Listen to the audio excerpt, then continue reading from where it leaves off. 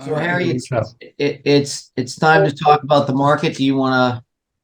Well, just generally speaking, once we talk, Richard, you're going to talk a little about just high-level bullet points of what the market is with availability and so forth. Yeah, I'm just gonna.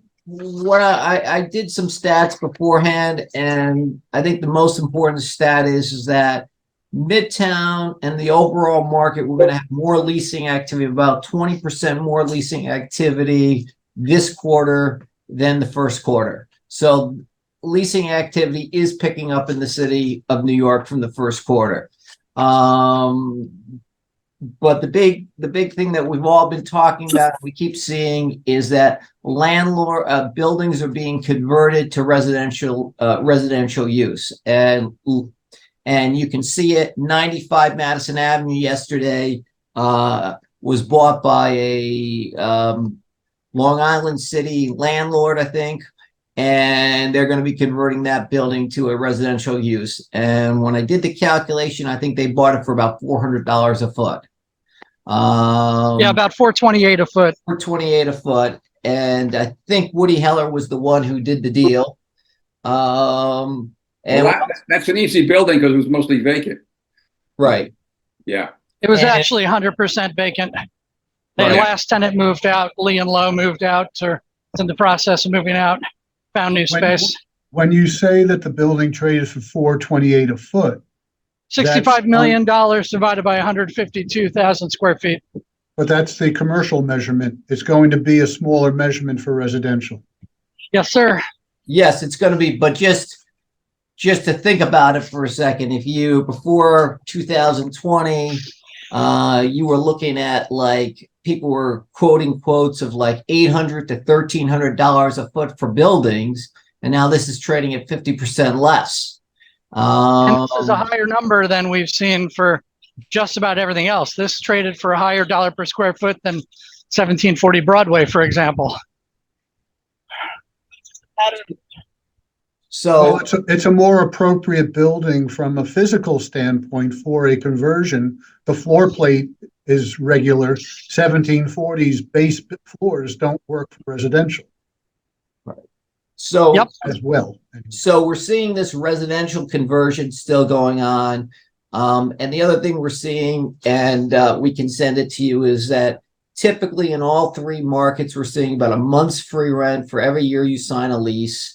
And we're seeing a new installation on a 10-year basis between $120 to $160 a foot. And construction costs, from what I understand, have gone up by 2%.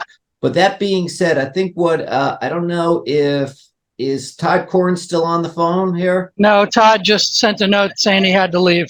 Right. So, Fran, are you on the phone? Fran, are you on the phone right now on the Zoom? Fran Delgorio? Fran Delgorio. Fran, are you there?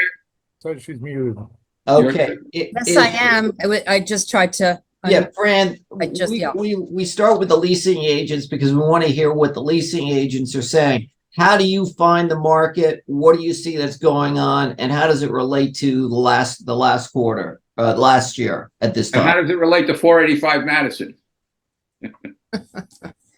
I just came out of a meeting, guys, and I came late, so I apologize a bit. Seeing a little bit of more of an uptick in activity. And yeah, I mean, we've done some pre-builts there, and I think you're kind of spot on the construction costs, and it all depends on, the user. That's basically what I can say. I mean, we also at 110 have seen more activity for the full floors here. And what else can I tell you? Fran, have you closed? Talk a little bit about 485 Madison. Yeah. Talk a little bit about 485 Madison, because you had a demo clause in there in case it's going to be converted. Oh, it's just the demo got pushed out to like 2032. Okay. And Fran, what deals can you talk about that you've completed, or any names of tenants that you've just completed in any of your buildings? Yeah, I can't go over any of that now, but I will send you what I can. Okay, and the Crystal is on the phone. I hope she's can get off, tell Yeah, us she's what's going on, because she usually is a wealth of information. Oh, I think Crystal got off the phone. Oh, there she is. I'm here. There she is. And so I'm pretty much now working internally, and I'm running this portfolio of 5 or 6 buildings in Midtown South. And I will tell you that Richard is spot on with regards to activity. Personally, I've signed about 14 leases in the last 2 months. A lot of the deals, and this is actually very interesting because, what you said before, Richard, in terms securing TIs, if you have a large TI package, looking at former times, whenever such a problem arose, the best way to address it is through letters of credits that would then befall to the tenant in case of a default, which was basically touched upon. So I've gone through a couple of cycles now, and that's what I remember was the best solution, because you just don't know any longer whether the building is on par. And with regards to brokerage commission, what I think a lot of tenants need to do now is they need to request whether they can have a direct commission agreement with the landlord, because that's the only way, in my opinion, you're going to be able to get protected, irrespective of whether another agency runs the building or not. Because when you're working for one of the large companies and you are bound by that commission agreement, what's going to happen is you're going to not get paid. You're going to have to wait for the other broker to get paid.